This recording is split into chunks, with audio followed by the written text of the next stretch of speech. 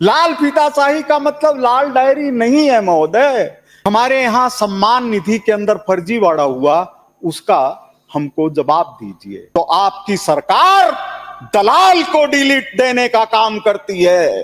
पूरे राज्य की स्थिति क्या हुई होगी महोदय, यह जांच का विषय है। बरसों से करोड़ों रुपए बकाया चल रहे थे। मंत्री किसी पार्टी का हो या न हो, नाम लूं न लूं, इससे कोई फर्क नहीं पड़ता। नरेंद्र मोदी जी की सरकार ने पहली बार सहकारिता विभाग की स्थापना की। घर बैठे कमाए 1500 रुपए प्रतिदिन, वो भी विदाउट इन्वेस्टमेंट। बस डाउनलोड करें बैंक साथी ऐप, फ्री ट्रेनिंग लेकर कमाना शुरू करें। बैंक साथी से जुड़कर 15 लाख लोगों के सपने हुए पूरे। अब बारी है आपकी। आदरणीय सभापति महोदय, मैं धन्यवाद देना चाहता हूं कि सहकारिता की मांग संख्या 50 के लिए मुझे अपने विचार प्रकट करने का अवसर मिला है। मैं सभी सदस्यों के प्रति सम्मान प्रकट करके कहना चाहता हूं, 7 संदूकों में दफन करके रख दो नफरतें, आज मोहब्बत और सहकारिता की जरूरत है बहुत। आदरणीय सभापति महोदय, हमारे प्रेरणा स्रोत माननीय प्रधानमंत्री के लिए बात करिए तो इसलिए अंक देते तो उसको अंकित नहीं होने, और ये गलत है। दर्शन में ये गलत है। बैठे बैठे आप कह रहे हो, मतलब दलाल कह रहे हो। कोई बैठे बैठे नहीं बोलेगा। आप भी विराजमान सदस्य, कोई बात नहीं, इधर से भी कोई टिप्पणी नहीं होगी और इधर से भी नहीं होगी। कहने दीजिए। सदन की गरिमा को बना के अपन को चलना है, आप सभी सामान्य सदस्यों को। और ये इस तरीके से कोई भी बोले, ये बोले फिर आप बोलो बीच में, ऐसा संदेश नहीं जाए कि सदन जो है व्यवस्थित हो। मैं अपना निवेदन रखना चाहता हूं। ऋग्वेद के 7वें मंडल की एक ऋचा है। ऋग्वेद का 7वां मंडल सबसे पुराने ग्रंथों में माना गया है दुनिया में। अजेष्ठासो अकनिष्ठास एते संभ्रांतरो या वृद्धवधु सौभागाय। न कोई बड़ा है न कोई छोटा है, सब मिलकर भाई भाई के समान सौभाग्य की ओर उन्नतिशील हों, यही सहकारिता का सार है। भगवान राम ने सहकारिता का प्रयोग करके राम सेतु का निर्माण किया। भगवान श्री कृष्ण ने सहकारिता का प्रयोग करके गोवर्धन पर्वत को धारण किया। यह प्रसन्नता की बात है कि वर्तमान भजन लाल जी की सरकार में वही सहकारिता का भगवान गिरिराज धरण की जय एक जय घोष बना हुआ है और सारे राजस्थान को, देश को प्रेरणा देने का काम कर रहा है। इतिहास ने हमें प्रेरणा दी है सहकार से स्वावलंबन, स्वावलंबन से स्वाभिमान और स्वाभिमान से स्वराज। सोहन लाल जी द्विवेदी राष्ट्र कवि माने जाते हैं। उन्होंने कविता लिखी, चल पड़े जिधर दो डग मग में, चल पड़े कोटि पग उसी ओर। पूज्य महात्मा गांधी जी को लेकर के यह कविता लिखी थी। भगवान का माननीय भगवान का सौभाग्य है, फिर वो बोलेंगे मैं ना तो फिर आपको चुप कराऊंगा ना फिर कुश्ती। प्रभु की कृपा है। तो संदेश दे रहे हो आप कि आदरणीय, बोलने दीजिए ना, मेरे बात सुनिए माननीय सदस्य। आदरणीय इधर से भी मर्यादित शब्दों में अपनी बात को कहे। शब्द हमारे व्यक्तित्व का, संस्कारों का परिचय देते हैं और निश्चित रूप से सकारात्मक बहस, और जो ऐसी बहस हो जो कहीं राजस्थान के जनता के लोगों के काम आ सके। सहकार में उद्योग। आदरणीय सभापति महोदय, नरेंद्र मोदी जी के नेतृत्व में भजन लाल जी की सरकार इसे साकार कर रही है। महोदय, मैं बताना चाहता हूं कि देश में सहकारिता विभाग की स्थापना अमृत काल में, भारत स्वतंत्रता के 75 वर्ष मना रहा था, तो नरेंद्र मोदी जी की सरकार ने पहली बार सहकारिता विभाग की स्थापना की। यह खुशी की बात है कि राजस्थान के सहकारिता बजट में महोदय 76.38% की वृद्धि हुई है। 2023-24 में सहकारिता के लिए 1483 करोड़ का बजट था। भाजपा सरकार ने 2617 करोड़ का बजट दिया है और इस तरह से यह 76.38% की बढ़ोतरी हो सकती है। शब्द ही हैं महोदय जो व्यक्ति का विरोध पैदा करते हैं, व्यक्ति के प्रति प्यार पैदा करते हैं। आज मैं आपसे निवेदन करना चाहता हूं कि सहकारिता के ऊपर बात करना नई नीतियों और नए संकल्पों की प्रेरणा का अवसर है। हमारे लिए गौरव का विषय है कि सहकारिता की स्थापना राजस्थान में 1904 में अजमेर के भिनाई में हुई और यह भी खुशी की बात है उसी 1904 में जब देश सहकारिता का कानून बना रहा था उस समय डीग में पहले सहकारी बैंक की स्थापना हुई, यानी सहकारिता आंदोलन, और पहले सहकारी बैंक का श्रेय हमारे राजस्थान को जाता है। इसका हमको गौरव है। महोदय, सहकारिता आंदोलन एक जीवन शैली है। सहकारिता आंदोलन को जीना पड़ता है। यह सौभाग्य की बात है कि देश के अंदर 8.20 लाख सहकारी समितियां हैं, जिसमें 30 करोड़ लोग जुड़े हुए हैं, यानी 20% लोग सहकारिता के किसी न किसी प्रयोग से जुड़े हुए हैं।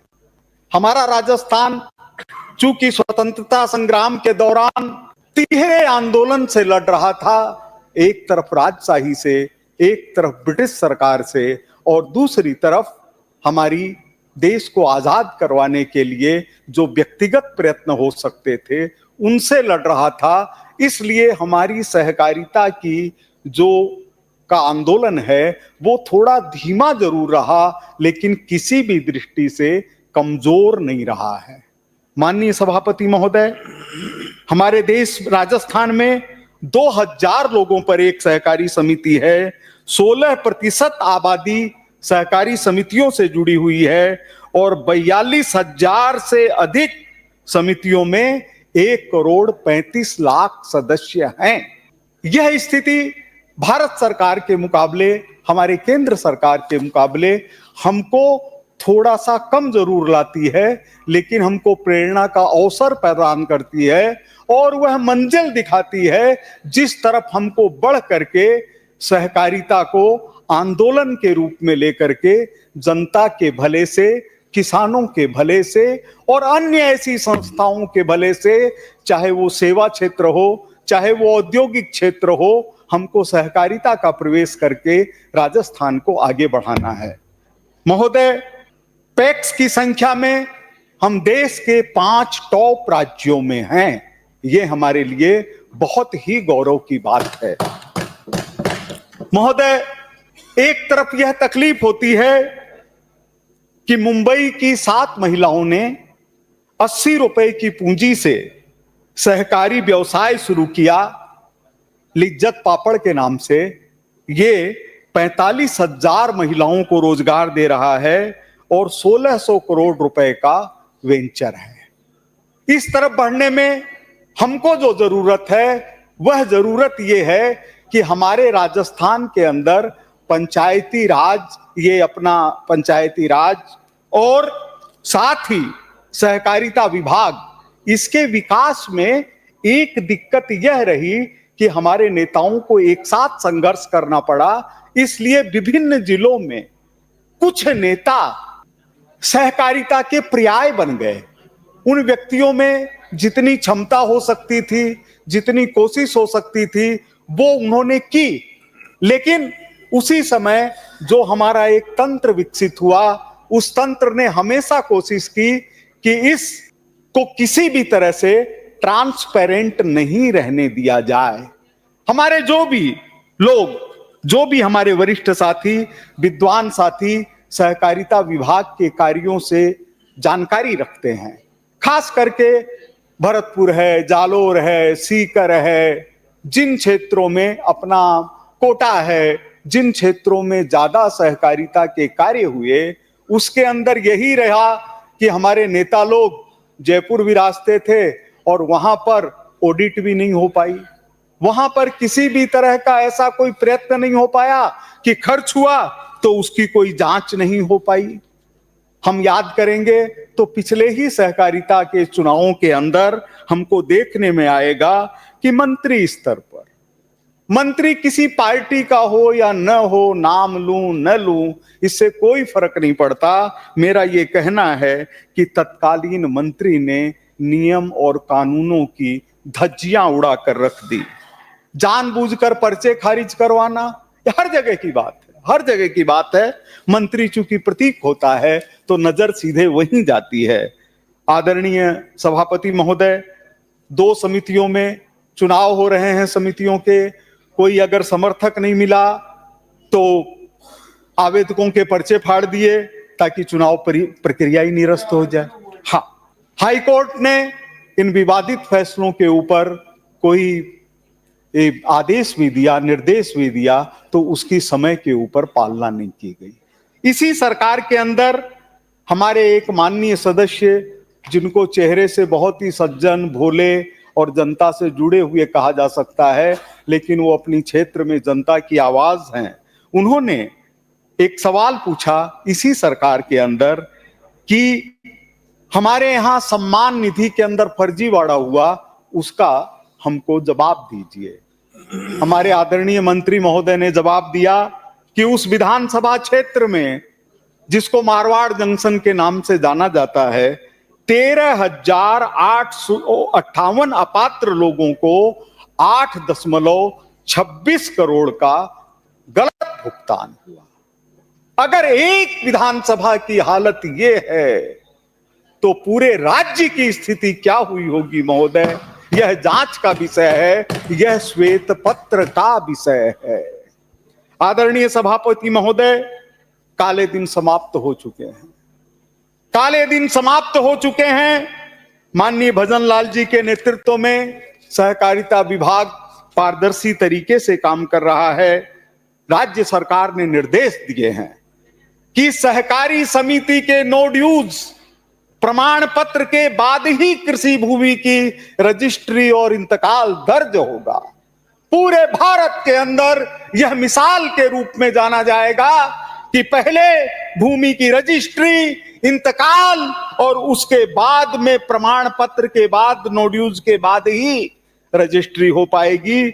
महोदय, सहकारी भूमि विकास बैंक और राज्य सहकारी उपभोक्ता संघ, इनके वर्षों से करोड़ों रुपए बकाया चल रहे थे, वर्षों से करोड़ों रुपए बकाया चल रहे थे। आपको महोदय जान करके आश्चर्य होगा कि एक साथ एक कमरे में 400 फाइल रख देंगे तो नीचे वाले फाइल की क्या स्थिति होगी। अक्षर बुझने लग गए थे। उनकी जांच करवा करवा करके कई करोड़ रुपयों की बकाया की वापसी का बड़ा काम हमारे मंत्री गौतम दत्त जी के नेतृत्व में सहकारिता विभाग ने किया है। मैं इनको धन्यवाद देना चाहता हूं। महोदय, मैं गर्व के साथ कह सकता हूं कि या तो मोदी जी ने शासन में आकर के कहा कि भ्रष्टाचार के ऊपर जीरो टॉलरेंस, और हमारे गौतम दत्त जी ने भी जो पहली मीटिंग सहकारिता की ली उसमें इन्होंने कहा भ्रष्टाचार पर जीरो टॉलरेंस। और इसका परिणाम क्या आया सभापति महोदय? तुरंत 11 अधिकारियों के खिलाफ एसीबी के अंदर कार्रवाई करने की स्वीकृति दी गई। कब से पड़ी थी आप जानते ही हैं, आप जानते ही हैं कब से पड़ी थी, पिछली बार से। 10 अधिकारी और इतने ही कर्मचारियों को निलंबित किया गया।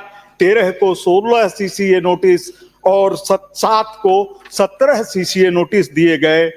792 प्रकरण पिछली सरकार खाते में देकर गई थी। यानी इन पर फैसला नहीं लेना, इस भ्रष्टाचार को दबे रखना, यानी कुछ भी नहीं हो। लाल फीताशाही का जन्म कहां से हुआ? लाल फीताशाही का मतलब लाल डायरी नहीं है महोदय। लाल फीताशाही का मतलब है प्रदेश की प्रशासनिक व्यवस्था के ऊपर कुठाराघात करना, उनको दबा देना। महोदय, उन 792 प्रकरणों के अंदर मैं पुनः मंत्री जी को धन्यवाद देना चाहता हूं, जो भले ही सज्जन हैं लेकिन काम करने के अंदर बिल्कुल मृदुनी कुसुमादपि वज्रादपि कठोराणी, मृदुनी कुसुमादपि वज्र की तरह कठोर और स्वभाव में फूल की तरह कोमल। इन्होंने 792 प्रकरणों में से 519 प्रकरणों का निस्तारण करवा दिया। 519 प्रकरणों का निस्तारण करवा दिया। महोदय, 22 मार्च 2023 की तारीख को याद करिए।